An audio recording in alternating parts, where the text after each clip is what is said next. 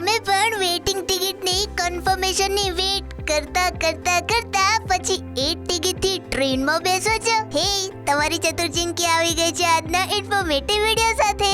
બહાર ફરવા જવાનો પ્લાન હોય, પછી ટિકિટ બુક કરાવીએ, પણ સૌથી મોટું ટેન્શન તો ટિકિટ કન્ફર્મેશન નું હોય છે. ઘણીવાર તો લોકો ટિકિટ કન્ફર્મ ન થાય તો પણ ટ્રેનમાં બેસી જતા હોય છે. પણ હવે આવું ન કરતા રેલવેના નિયમો મુજબ વેટિંગ ટિકિટથી તમે ટ્રેનમાં ટ્રાવેલ ન કરી શકો. એસી કોચ હોય કે સ્લીપર કોચ, જો ટીટી તમને પકડે તો તમારે દંડ ભરવો પડી શકે છે.